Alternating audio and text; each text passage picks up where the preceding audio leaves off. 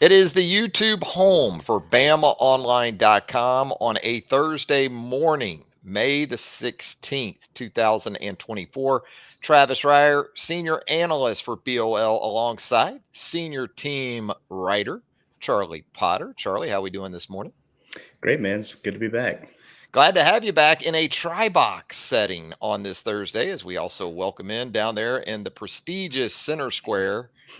That is Jimmy Stein, team expert for us there at BOL. Jimmy, how's it going? Good. I think Center Square is where like Alice went in the Brady Bunch, the nine box Brady Bunch. What Alice about the was like, Hollywood Squares? Wasn't that Paul Lynn or Ooh, somebody Paul like that? Now, I like that Jimmy show. and I are going back. So I know. Hey, they I know did Paul Lynn. they did like a not a remix, but they did like a second installation of that, like Reboot? in the late '90s, early 2000s. a modernization Yeah, of the Wasn't it- Hollywood I think Squares. Whoopi Goldberg was in the middle or something. Yeah, that would make sense. That Paul Lynn back in our day, speaking Yeah. for Jimmy and myself, he was edgy, Jimmy. You was. never quite knew what Paul might give you. You know, And- you had the sense that those censors were hands on buttons whenever Paul would come with a response, you know? I should probably know this, but like Roger from American Dad, the cartoon, he sounds exactly like Paul Lynn. So I'm wondering if Seth MacFarlane, whoever, is kind of riffing on Paul Lynn doing that Roger voice. All right. Enough of memory lane for Jimmy and Travis. You got to let us have that though, Charlie, because we don't know how much longer we're going to remember anything. So we got to get it in while we can. But we talk about the viewers, the subscribers. We appreciate you so much there at BamaOnline.com and also here on the YouTube channel for BOL. And we got some early check-ins. The controversial Ben Dover. You know, he started a little bit of a melee a few months ago. Early check-in status engaged. We can always count on Ben hooking and booking bros. Roll Tide from Boise, Idaho. Nice, How about nice. that? Up there in potato country. Tex Tider. He loves showing off that hat he won. How about that BOL hat and the Nice. avatar there? He loves it. He says, howdy, boys, minus Tim. Yeah, Tim's still on assignment, as we've said here in the last week or so. Tim going to be back with us real soon. Our guy Bob, always quick to check in. There you go, Bob. We appreciate you. Timothy also says, Roll Tide, guys. Sorry I showed up late this morning. Love the show. Well, probably by BOL time, guys, if we're being honest. 2 minutes late is about 5 minutes early, right? Yeah. For us. Yeah, it seems to be about the case. But we'll get to more comments from you. We will certainly do our best to field them all right here on the program. We love to get topical here on the YouTube channel for BamaOnline.com. And with that, what we'll start with, Jimmy and Charlie, is a big weekend for Alabama softball and baseball.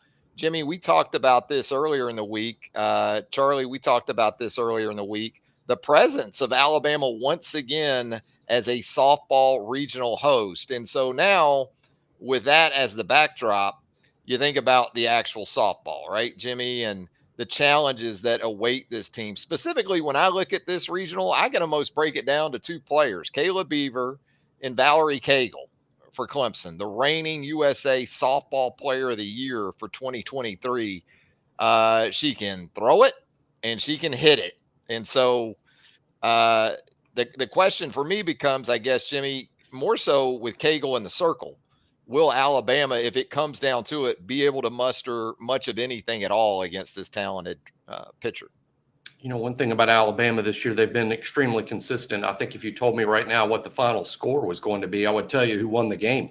I think it's almost that simple. I think if it's 2-1 or 3-2, I really like Alabama's chances. If the run total gets up in that 4 to 5 run range, then you got to think that's Clemson. I think it comes down to Kayla Beaver and Jocelyn Brisky to a degree. And game two is critical. Hey, in these double elimination 4-game brackets, what happens with the winners in the first game on Saturday? I think they're playing it at 2:00. The winners of game 1 and 2, assuming Alabama can get by Upstate SC in that first game, the winner of that game Saturday at 2:00 has a tremendous advantage going forward. So you got to assume they'll save Caleb Beaver for that, and that game against Clemson, that could decide it. Some years, guys, it feels like Alabama's a big, big favorite to win the regional at home. I think this is the 19th year in a row they've hosted a regional at home. This year doesn't really feel like they're as big a favorite. I would still say Alabama's the favorite. And honestly, I expect Alabama to win this regional. I think they will, but I think it's not as certain as it was before, in part because of the offensive struggles and in part because Clemson's a pretty good team. I think Clemson had a pretty decent case to host themselves. Yeah, and it's going to, as you said, it's going to be interesting to see who these teams throw in their opening games on Friday afternoon, not just for Alabama against USC Upstate, but also Clemson. Do you just go Cagle all the way through if you're Clemson? Do you have to throw her in that opening game against Southeastern Louisiana? Always interesting to see the approaches there. Charlie, it is a Thursday through Saturday weekend in SEC baseball as we anticipate the 2024 SEC tournament next week. What about Alabama now, sitting there with that conference record being what it is, 12 wins? Seems like every year, if you can get 13, 14, 15 wins, you're going to be in good shape. And there can be a big difference, I think, between 12, 13 wins and 14, 15 wins when you start thinking about your NCAA regional host possibilities and just your positioning in general. Yeah, no doubt. And Hoover's going to be important, I think. But this series at Auburn, Alabama hasn't played great on the road. I think they're 7-10 away from Tuscaloosa this season. You know, the game being at Auburn, I know Auburn's at the bottom of the SEC West standings, but I think they've won 2 in a row going into this. So when you look at just what Alabama has in front of it and what it can do postseason wise, this is huge in terms of being able to possibly host a regional and what they want to do postseason wise. But yeah, it's funny to see the Iron Bowl of baseball come down to the last series of the year and Alabama having a chance to put itself in some pretty good position, like you said, just in terms of getting to that maybe 13, 14 win mark before you get to Hoover. The road hasn't been necessarily kind, Jimmy, to Alabama in SEC play. I guess it's been a little bit better of late. So what's your expectation this weekend? As Charlie alluded to, this is a 6-21 Auburn team in the SEC. You know, softball was kind of like this too when Patrick Murphy's team went down to the Plains a few weeks ago and dropped a series to a struggling Auburn team. So what are you looking for this weekend down at Auburn? Yeah, even though Auburn softball didn't have such a great record, you know, that they still made the NCAA tournament. They're still a viable postseason team. I think the Auburn baseball team is not. So I would favor this Alabama baseball team a little more strongly than I would have the softball team. But we know this, guys, whether it's baseball, football, basketball, swimming, you know, when Alabama shows up and Auburn, you got to give Auburn some credit. They somehow find a way to play like it's their Super Bowl. I mean, I'm expecting a little bit different Auburn baseball team than what we've seen most of the year. They just do a good job of getting up for Alabama, no matter the sport. I don't think it'll be easy for Alabama, but I'll say this. I think it's a little more realistic that Alabama can win this series than many of the other road series that they played this year. You're playing a more beatable team, obviously, than going on the road to play, you know, one of the top tier SEC teams, but really any of the SEC teams. I think Alabama's going to win this series, you know, 2-1, but I won't be surprised at all if they're all close games and you see a better Auburn team that you've seen all year. But winning this series is very realistic, and I don't know that I've said that about too many of these SEC road series leading up to now. Yeah, those games Thursday and Friday at Auburn, SEC Network Plus, and then the finale, again, Thursday to Saturday series in the SEC to close out the regular season. The Saturday finale, SEC Network, if you're interested in being able to check out those games at Auburn for the Alabama baseball team. Guys, let's talk some running backs as we shift gears to football. This is really like Charlie Potter week is the way I'm going to describe it, because we're piggybacking Charlie's position group for this week. If you go to BamaOnLine.com, Charlie already with a couple of great breakdowns on the running back position for the Crimson Tide in 2024.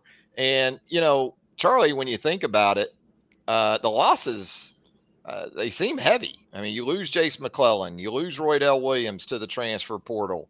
But I think you also saw enough of Justice Haynes and Jam Miller the last couple of years, and then the optimism was cemented or furthered, I guess you could say, even in the A-Day game from what we saw of those guys.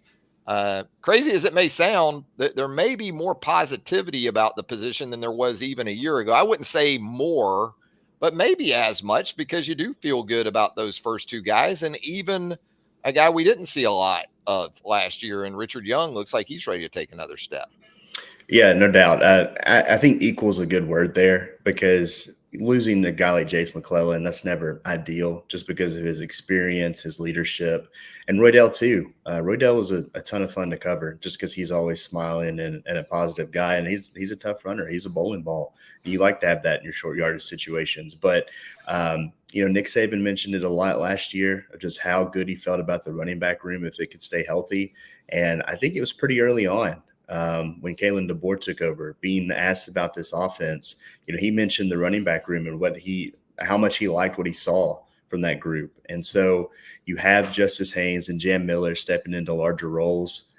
Jam Miller looked great in the 8A game. We didn't see much of Justice Haynes because he had a little bit of a minor injury, but he's back to work, doing a lot of stuff with the guys he trains with all off season long, and he has for a lot of his career. And then I think there's a lot of positivity about Richard Young and his development and how he's kind of seeing things differently, just from a vision standpoint and a decision-making standpoint. Then you add in Daniel Hill, who, when we were out there at practice, all those running backs are similar size, but Daniel Hill sticks out. He's 6'1".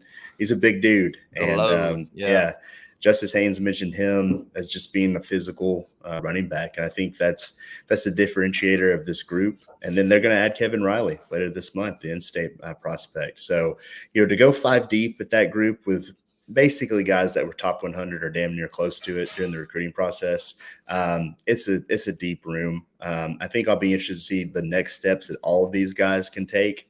But I think that Kalen DeBoer, Nick Sheridan, Robert Gillespie especially, feel really good about the 5 players they have at running back. Yeah, and right now on our YouTube channel, we're sharing that update that Charlie had for us a couple of days ago to get the running back week going. And Jimmy, I'm going to ask the question of you that Charlie asked of himself in his piece here. How will running backs be used in this new offense under Kalen DeBoer? Did we really learn a lot maybe from the spring, from the 8A game? I thought it was interesting. They came out in a 2-back set to open 8A, as almost as if to say, you think we're going to be wide receiver centric? Here's some 2-back for you to chew on. And by the way, we got a quarterback that can keep it and run it too. Yeah, what's interesting to me mostly about that is the perception that Kalen DeBoer is pass happy.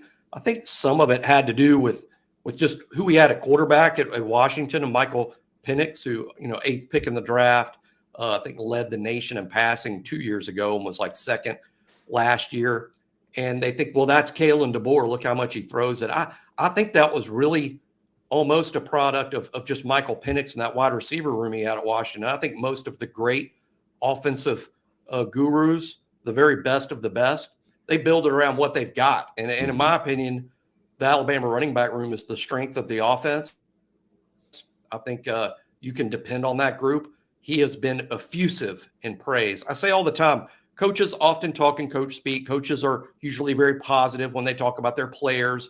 Very few college coaches, when you're asked to preview a season, say things like, oh, I'm really concerned about my wide receivers. Only got 2 that can play. The rest of them are terrible. They don't say things like that. I think you can almost expect what they say. But what's interesting to me is when they go further than what you would expect them to say.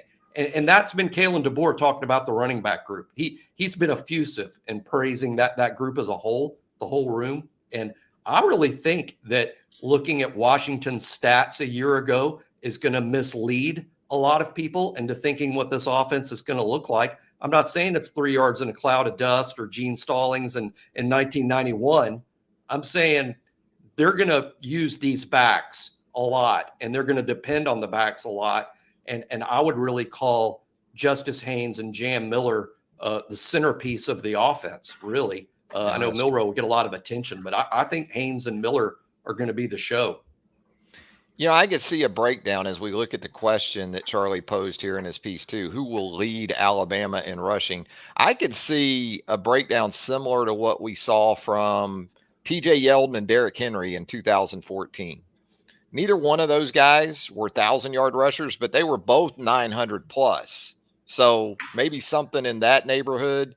And I agree, Jimmy, in that you look at Washington last season, it's really an exercise in futility to try to translate those numbers to what we're thinking about for 2024 at Alabama in this Kalen DeBoer offense, because Penix was really a pocket gunslinger. He can move. And you had 2 wide receivers that were 1,100-yard plus guys. Now, Alabama may end up having 1 or maybe even 2 of those guys. And maybe Jeremy Bernard is ready to be Jalen Polk or Rome Odunze, or that type of player that we saw at Washington a year ago. But absolutely, it's not all that unrealistic, Charlie, to think that between Jam Miller and Justice Haynes, why wouldn't you get them involved? I guess some things to consider here too, not just rushing, but scrimmage yards, right? Because you look at Dylan Johnson, again, it's tough because you had Polk and you had Odunze on the outside. You look at Dylan Johnson, the running back at Washington's receiving yards last year, didn't really blow you away. Didn't have a receiving touchdown. You didn't have a Washington running back with a receiving touchdown last year. But again, I think those numbers could look a lot different given what Alabama has to work with offensively. And again, a quarterback that I think Kalen's going to look to get involved in the run game. Yeah, I mean, you mentioned it early on. Coming out in a 2-back set, they're going to lean toward those running backs. And Dylan Johnson, well, the 2 years really that Kalen DeBoer's at Washington, I think their leading running back had 24 receptions each year. That's 9 more than Jace McClellan had last year. And, you look at 2022, that's maybe a little bit more of an outlier because of Jahmyr Gibbs and what he is as a player.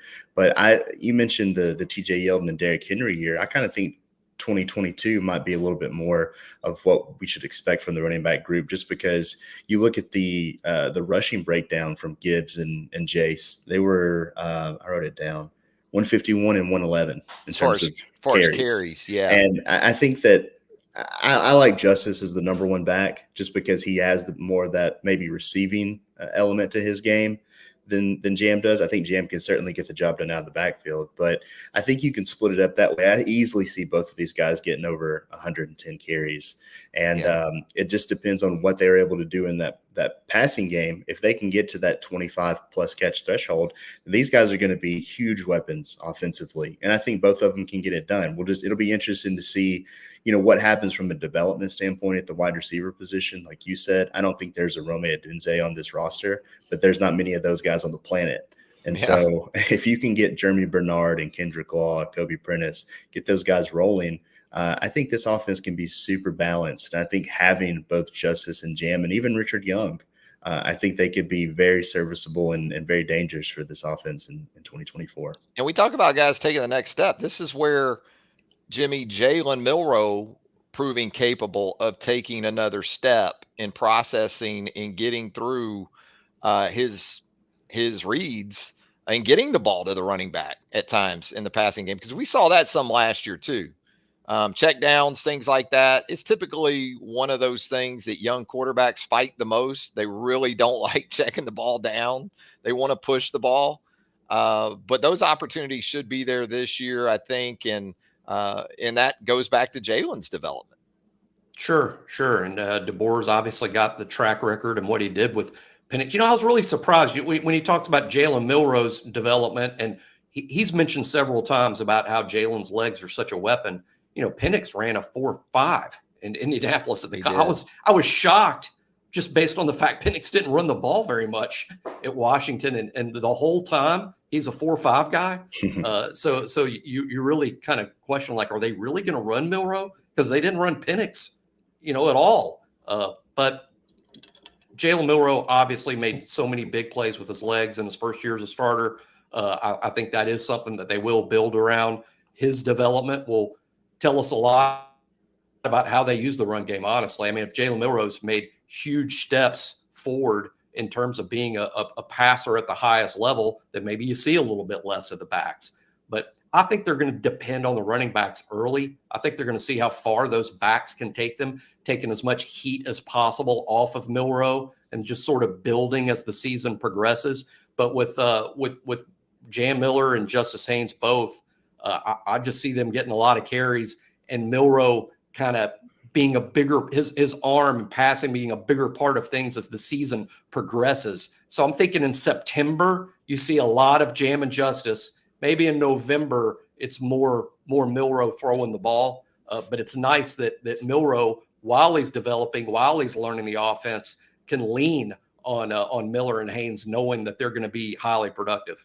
Yeah, Kalen and Nick Sheridan, they showed a good bit of that power read in the spring game. Now, maybe that's to kind of throw future opponents off the scent in terms of what they really want to do. But I think you could envision that being a big part of the offense coming up this fall. And, Justice Haynes, to me, he just makes it look easy, right? Yeah. He just seems to have that innate ability, Charlie, where he's patient, but he also knows when to hit the gas.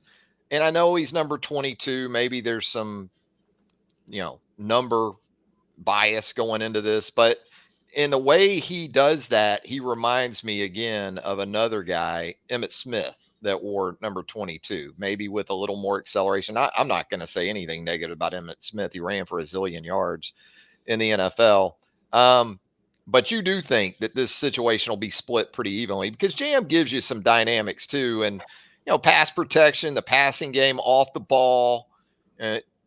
It's a good situation for Rob Gillespie because he can really point to those things and say, if I'm going with one guy a little bit more right now, it may not be so much about what you're doing with the ball. It's what you're doing when you don't have it.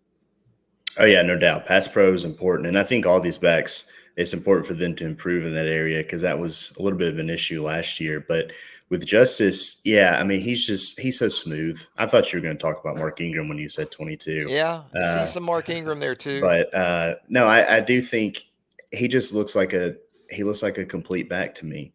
And that it kind of sucks because I do like Jam a lot. I know you do too, Travis. I think everybody does. But it's Justice, we saw toward the end of the spring, he was kind of at the top of the pecking order. When he's healthy, when he's available, I think he's the best back on the roster.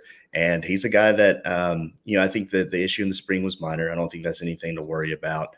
Like I said, he's been working with Markel Beckwith.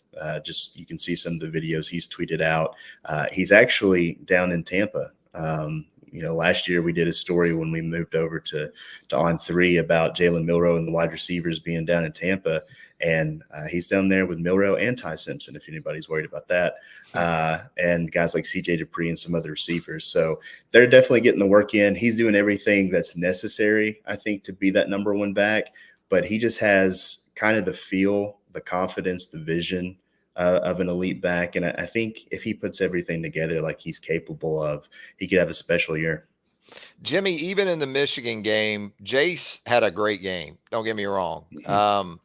He had the explosive for the touchdown that gave Alabama the early lead. But carry in and carry out, it seemed like when Justice did get opportunities in that game, it was just consistent chunks. And I know the narrative, even right after the game, was, boy, Michigan's defensive line just owned Alabama up front. But when you look at the numbers for some of the backs, it definitely doesn't speak to that. And just your thoughts on this complement of Justice and Jam and how you see that working this season. Yeah, I think they're similar, but they're also a little different. And I agree with what Charlie's saying about, Justice is a special back. To me, Jace is good. Jace is good, probably underrated by virtually everyone, even the fans. But Justice is a special back. I think he's a next level guy. I think Justice is not only assuming good health, going to prove to be an NFL player, but a really good NFL player. He's just so well-rounded. The intangibles match the tangibles. He's such a good kid. He's extremely hardworking. He's very bright. He has what I would call a pro mentality in approaching the game. And I just think the sky's the limit for Justice.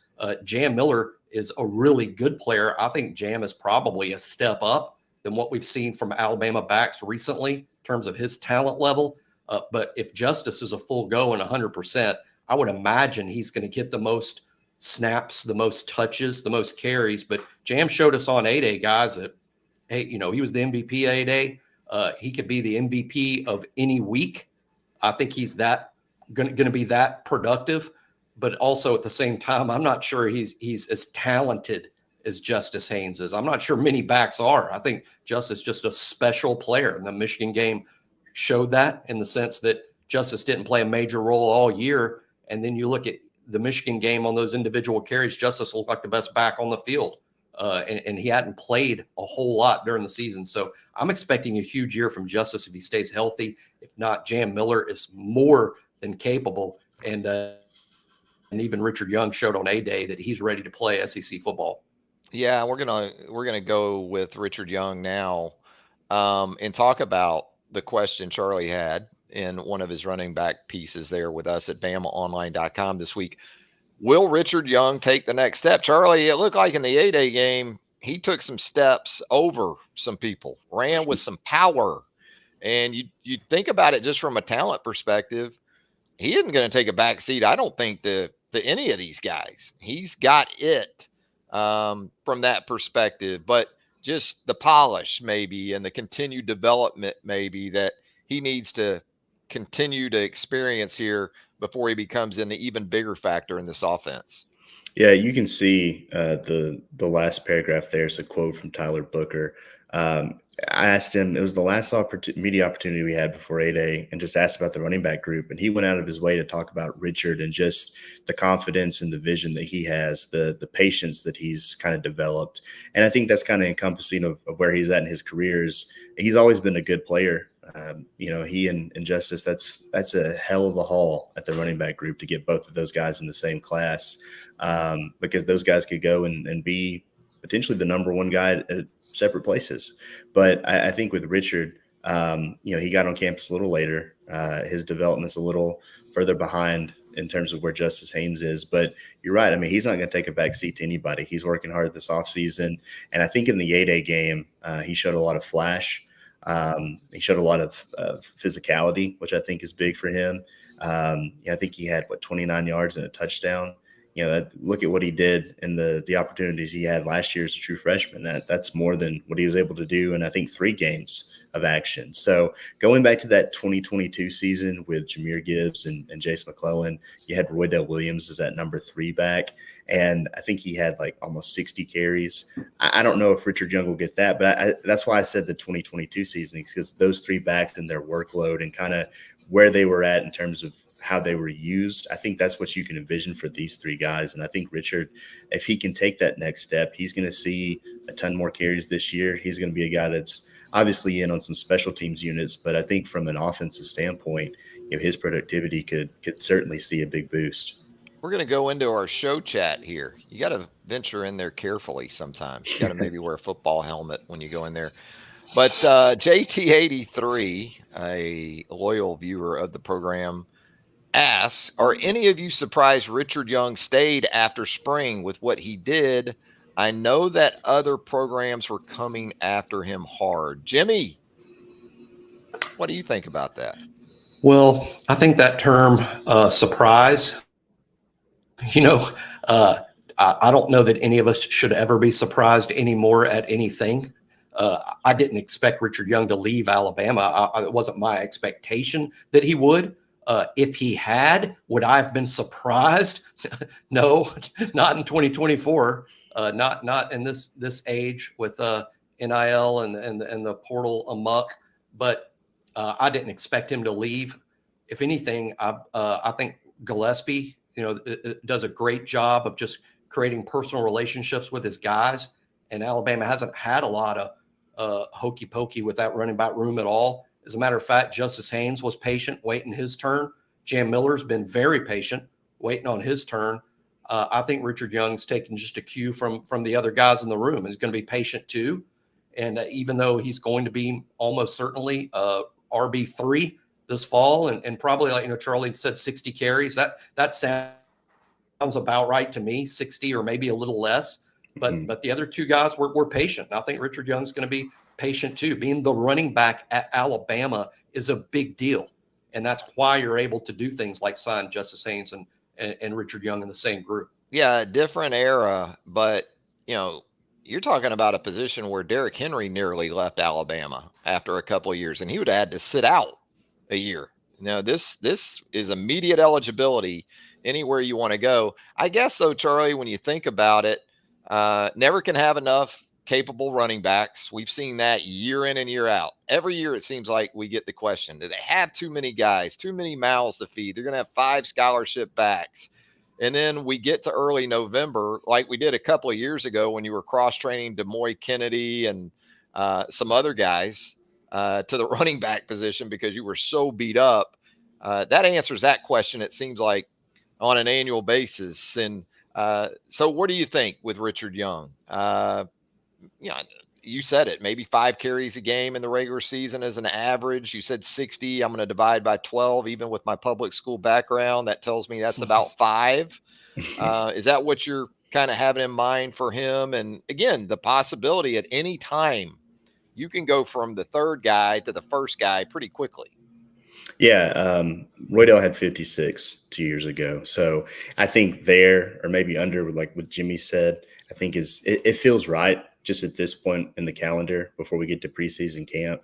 But, I'm not surprised that he stuck around just because, like you said, I think 5 scholarship backs in this era is good. Like 6, it's tough to keep all those guys happy. You don't want to have 4 for sure. 5 feels like the sweet spot, especially when you have as talented of guys as Alabama has up and down the pecking order. But, I think with Richard Young, you mentioned the fact that he stuck around. I think Robert Gillespie sticking around and being on this staff under Kalen DeBoer is huge. Same goes for Freddie Roach. They were huge in not only just rallying the whole team, but you look at their specific position rooms, they didn't have a ton of guys leave. Now, the defensive line room was a lot deeper, and we saw Curtis Perry leave after the spring. But that's a different discussion just because they have so many numbers there, that there were too many mouths to feed. But at running back, at 5 spot, that's the sweet spot, I think. And I think for Richard, seeing what guys like Jace and Roydell and Jam and even Justice have done to kind of wait their turn and get their opportunity when they have more experience than him, he has the blueprint right in front of him. He knows what it looks like. He knows what it takes. And I think if he's able to take that next step, he's going to be the beneficiary for it. That leads us to the 2 newcomers, one of whom we saw during the spring in the big-bodied Daniel Hill, and then Kevin Riley going to make the short trip over here in a few weeks to join the Crimson Tide for the summer. Jimmy, what are you thinking with these 2 young guys? And again, it's easy to look at the situation and go, wow, boy, Justice Haynes, J.M. Miller, Richard Young, they're set. But things happen, and you could find yourself leaning on 1 or 2 of these guys. And I guess they complement each other pretty well just in terms of physical attributes. Yeah, you mentioned it even earlier in the show when you mentioned Alabama had to move, DeMoy Kennedy, and I think they also moved Christian Leary to running back because they just didn't have anyone else. That was in the very recent past. So, you've got the one scenario where everybody stays healthy, and if that's the case, you're probably not going to see much of Hill and Riley. And then you've got the other scenario where you have a rash of sprained ankles, and now Hill and Riley are playing critical roles. You could see that happening. But let's just assume good health, because that's more fun to assume that no one's going to get hurt and everyone's going to stay pristinely healthy through 12 or even 17 games or whatever the max is that you could possibly play. I think with Hill, the question for me this year with Hill is, does Alabama need, with Haynes and Young and Miller being so good, does Alabama even need a short yardage specialist? But if you're Daniel Hill and you're trying to get on the team and play a major role with the first team this fall, that's his path. That's something he brings that the other guys maybe don't. And do you trust a freshman? Do you trust a freshman to handle that? Because that's 4th and 1, Jimmy, as you know. Exactly. That's 3rd and goal from the 1. Do you really want to hand it to just someone else in that situation? That's what he has to prove. If he wants to be with the first team, that's his path. There's no other path. He's a good player, but he's not going to just leapfrog Richard Young and Justice Haynes and Jan Miller and just prove to be a better player than those guys quickly. I think his path to playing with the first team this fall is proving that he can be better at short yardage, trustworthy, and that's the path for him. Other than that, it's just sit back and wait his turn. Kevin Riley, the same way. I think he's even a late arriver. So he's not even where Daniel Hill is in terms of knowledge of the offense and the scheme. To me, Kevin Riley, if he wants to play this fall, I think the path for him is special teams, whether it's in the return game or whether it's even as a coverage guy. He's an outstanding pure athlete. He'll be one of the better pound for pound athletes, in my opinion, on the entire team. I think he might have a path special teams wise, but for him to get carries, it's probably going to take that unfortunate, rash of ankle injuries. Look, if they redshirted Richard Young a year ago, there's no shame in redshirting Kevin Riley. Yeah, I think of these two signees for the 2024 class, I think the bigger beneficiary of being an early enrollee would be Daniel Hill. And I love big backs, don't get me wrong, and not to sound like Sir Mix-a-Lot or anything like that. But he looked like, yes, he's a big back, but he could also benefit from this extra time in the program and with David Ballou and the sports performance people, and go ahead and get a jump start on that situation. Something else, Charlie, I was thinking about too, that could impact these backs that we've seen from Kalen DeBoer and this offense previously are those kind of runs, but not runs to wide receivers and other guys that they'll get the ball to. We even saw it in the A-Day game with some jet sweep type stuff, quick passing game. I think the backs will be a part of some of that. Actually, I think there'll be an uptick in an actual screen game in this offense. I think that goes back to what we've seen even with the approach along the offensive line, but maybe some wild cards that you envision for these guys in terms of things that we're not maybe thinking about as much that might come to fruition in the fall that could impact them both positively and negatively. Yeah, I mean, we saw it last year with a guy like Kendrick Law, just getting him involved in the quick pitch. I know that's a pass, but it's technically a run. But that's a carry technically away from the running backs. But we saw Kendrick Law line up in the backfield.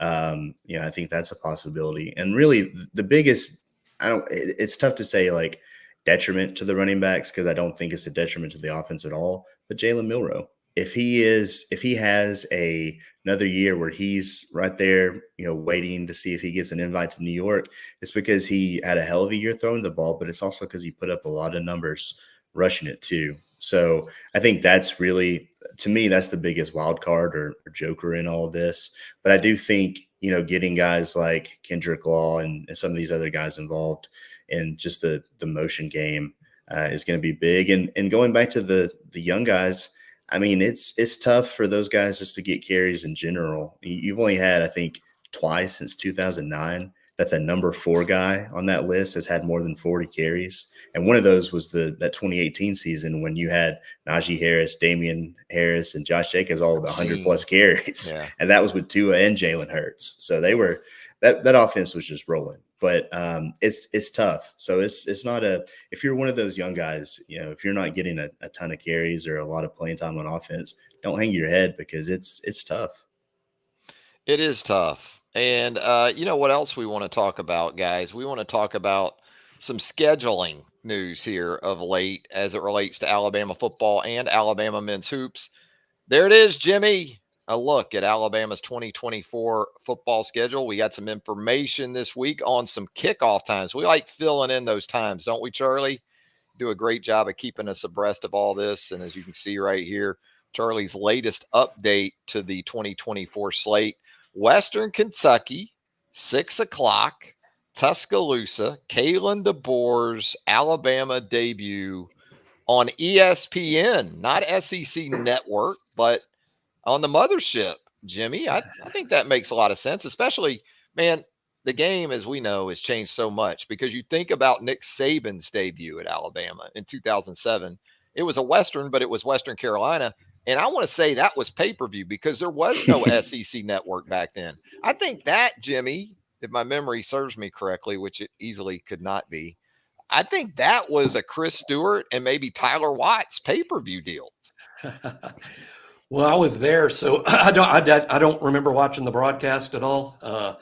Because I was in the stadium. The only thing I remember specifically, I think Terry Grant took the opening handoff all the way to the end zone. I think he housed the first snap of the Saban era, and then we didn't see Terry Grant very much, literally going forward. But no, this is much different. You can tell ESPN thinks that the country is quite interested in Alabama post Nick Saban by putting Alabama's A-Day on ESPN, now putting Alabama's opener on ESPN, playing even against a group of 5 opponent like Western Kentucky. ESPN thinks there's still a lot of interest in what Alabama's going to look like under Kalen DeBoer, and obviously Alabama fans are. Should be a lot of scoring in that game, by the way. Western Kentucky, not this won't be a vintage Western Kentucky team. You can easily foresee Alabama scoring points. Western Kentucky pretty good at scoring points themselves, so that'll entertain the audience as a 56-17 type game with a lot of scoring on opening weekend. You can see it coming. I'm just glad it's 6 o'clock. I'm not with the cushy press crew like Charlie up in the air conditioned press box. I'm out in the seats, so I was pretty happy to see a 6 p.m. kickoff and not 11 a.m. 103-degree day. Yeah, I just seem to recall in that 2007 season opener being up in the box, and they had the pay-per-view broadcast, I think, up on the screens back in those days. And Charlie, you get to that Wisconsin game that was recently announced from Camp Randall on September the 14th. That's going to be an 11 a.m. kickoff Central on Fox. Fox likes those prime games there and that noon or that big noon kickoff. I guess we both encountered it in Austin, right? A couple of years ago when Alabama traveled to take on the Longhorns out there. Yeah, I think the weather would be a little different in Wisconsin. It was hot. Yeah. But yeah, Fox loves that big noon kickoff, and that's what they're going to be at that game. And it makes sense. Anytime that one of these Big 12 or Big 10 teams has Alabama coming to town, they kind of circle that pretty early. But yeah, for those making the trip up north, means you can go get a good dinner, I guess, on Saturday night. That's the plus of it. You can't get too wild on Friday night, but I just don't go to sleep, man. Yeah, just do downtown Madison and just stumble in. Well, I'll say this. We're looking at 2 games that have been announced. The Georgia game had been announced earlier this summer. I wish the SEC or college football would do what the NFL's doing and just release the schedule. Yeah. But I will say, having that NFL schedule release, the Packers play at home on Sunday. So if anybody's making the trip up to Wisconsin, it could be a beautiful football weekend. Yes, that would be a great 1-2 punch. I haven't been to Madison. I've been to Green Bay, but you could definitely pull it off. Maybe even catch the Brewers on Friday night if they're in town. If you're really adventurous, you'd be covering a lot of ground. The proximity to those places isn't exactly like 20 miles apart. Right. So it would take getting creative to be able to pull off all that stuff. And then, of course, Georgia, we've known 6:30 Central ABC. I guess with Fox, Jimmy, I haven't quite figured it out, but they apparently had the numbers to support the 11 a.m. deal. I've always thought, hey, you're missing an opportunity because, that's what, 9 a.m. on the West Coast. From a national perspective, I guess they feel like they have the numbers to back it up. Whereas, ABC, you look at the Georgia game, not playing that thing at 11 a.m., right? Going to play that thing in prime time. What could be really interesting about that, guys, is I'm anticipating, of course, college football game day being here. I guess that will be Nick Saban's first visit back to Alabama for a regular season game. So there'll be a lot of attention on Nick Saban that day, even though he's with the ABC, ESPN crew. But it's easy to imagine Saban staying over and being present in the stadium that night for the Georgia game. And, for as big as that game would normally be, it's not quite as big, in my opinion, just simply because of the fact you have a 12-team playoff. The loser of Alabama, Georgia is not out of the playoff race by any means. That to me lessens how big the game is, but it's still going to be very, very big. I'm anticipating a giant crowd. This will be another one of those games, guys, where there are thousands of people in town that don't even have a ticket to the game. Oh yeah. That's how packed it will be in Tuscaloosa that weekend. Yeah, that's usually reserved every other year for the LSU folks. They just roll in and cook and hang out. Not really too worried a lot of years about going into the game. And by the way, we'll continue to fill in those times as we get them for you. And we also wanted to talk about Alabama men's hoops. Boy, Nate just stays busy, doesn't he, Charlie? Yeah, man. He keeps you busy this time of year with those schedule updates.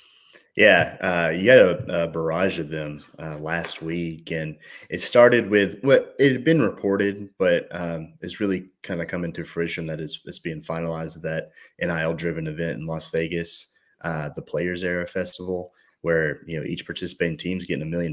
That's if you're in Alabama, if you're really any team, that seems like a no-brainer.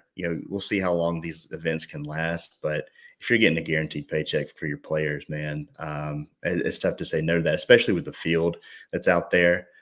We saw too that Alabama is going to play Illinois in Birmingham this season. That's kind of replacing the Arizona game, which is going to probably be pushed back. The CM Newton game, is that the CM Newton Classic there at the Legacy Arena? They're going to have Purdue on the road. Another game that it's been in the works, but we know the date for is the Creighton home game. And then, lo and behold, they add McNeese State to non-conference slate, which, some people will be like, well, why is that news? Well, McNeese won 30 games last year, and they've got Will Wade making his return to the SEC. So another hell of a non-conference slate. And then you look at what they're going to be playing from a conference standpoint. They got home and homes against Auburn, Mississippi State, which are their permanents, and then the rotating game being Kentucky. So it's a tough one, but that's what Nate likes. He likes to challenge his team. He likes to expose his team early, and then try to get rolling in SEC play. Yeah, Jimmy, we talk about the conference opponents, and I'm not surprised that Alabama's seeing Kentucky twice for a couple of reasons. I mean, those are marquee teams in the Southeastern Conference. You want to maximize that with your television partners, I'm sure, as much as you possibly can. I'm sure the SEC would argue, no, this is about competitive balance. Okay. The recovering cynic in me has a hard time buying that. And of course, you're going to have a home and home with Auburn from the SEC perspective. Maybe some folks surprised by the home and home with Mississippi State, but I know some Alabama fans, man, when it comes to Alabama's basketball rivals, they put Mississippi State right up there with Auburn. If not, in some instances, maybe even a little bit beyond Auburn. That series was heated for a while. For a while, that was Stansbury and G. Oof.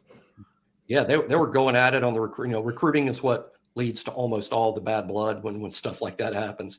But that was heated for a while, and I think it might have stuck with the SEC office that Alabama and Mississippi State really don't like each other very much. I don't know if that's still the case now, where a lot of Alabama fans probably can't name the Mississippi State coach, Chris Jans, by the way, but a lot of, Mississippi State doesn't feel like as much as a rival as they once were, but they're a very good program. They made the NCAA tournament a year ago. They'll be good again this year. When someone commented the other day that, boy, that SEC schedule looks tough and that Alabama wasn't dealt any favors, the league is so good right now, guys. I don't know that there is an easy SEC schedule. I mean, how many of these teams do you want to play at home or on the road? Pretty much everybody in this league these days. I mean, Vanderbilt had a rough year this past year. Missouri had a rough year this past year. But I don't know that there's any SEC teams that just look like gimme wins, particularly on the road. It's just a tough league now. Everybody's good. There'll be a lot of teams that look NCAA tournament worthy. And Alabama's SEC schedule is very tough. I would argue probably every single team in the SEC is playing a tough conference schedule. Going to go see Cal out in Fayetteville. Yeah. In Arkansas, Charlie. That won't be an easy one on the road. And, it should be a lot of fun. And by the way, as we'll show you right here, Charlie's got you updated. Look at all those.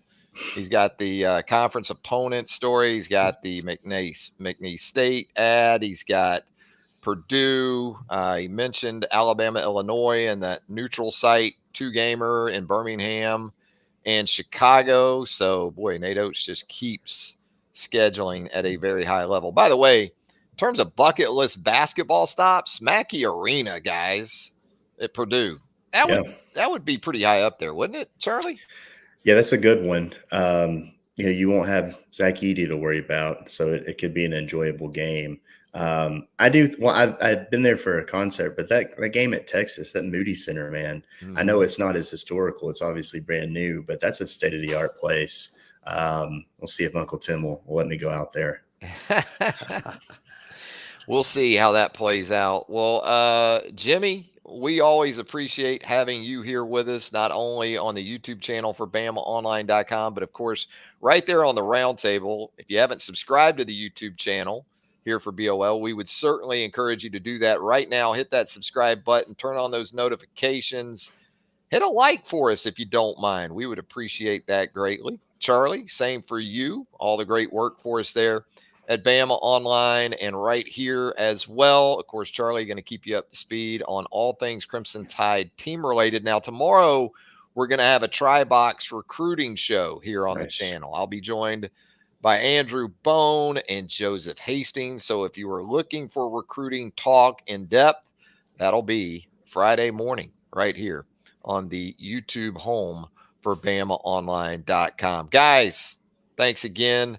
Charlie, Jimmy, we'll do it again real soon. Looking forward to it. For Charlie Potter and Jimmy Stein, Travis Reier, thanking you once again. And until next time, so long, everybody.